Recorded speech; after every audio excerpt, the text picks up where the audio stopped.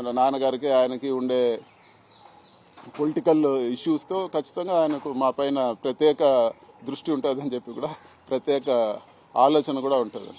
చంద్రబాబు గారి మాటలు ఇన్ని మోసపోవద్దని చెప్పి ఇది వరకు వీడియోలు చూస్తే చంద్రబాబు నాయుడు గారు క్లియర్గా చెప్పారు, మేము అన్ని లెక్కలు వేసుకున్నాము, ఎట్టి పరిస్థితుల్లో అన్ని హామీలు నెరవేరుస్తామని చెప్పి. మరి ఈ రోజు వచ్చి నేను డబ్బులు లేవు, లేకపోతే నేను ఇది నెరవేర్చలేకున్నానని చెప్తున్నారు. ఒక్క పెన్షన్ తప్పితే ఆ పెన్షన్ కూడా రోజు రోజుకి తగ్గిస్తూ వస్తూ ఉన్నారు. వేరే ఏ కార్యక్రమం కూడా ఈరోజు రాష్ట్రంలో జరగడం లేదు.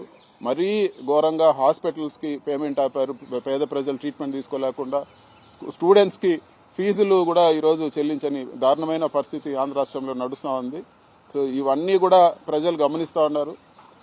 రాబో రోజుల్లో తెలుగుదేశం పార్టీకి ప్రజల్లో తిరగడానికి కూడా కష్టమవుతుంది. ఇదే విధంగా ప్రజలను మోసం చేస్తే, ప్రజలు తిరగబడేది మొదలు పెడితే తెలుగుదేశం నాయకులు కూడా ప్రజల్లో ఇబ్బందికరంగా ఉంటుందని చెప్పి కూడా నేను తెలియజేస్తాను.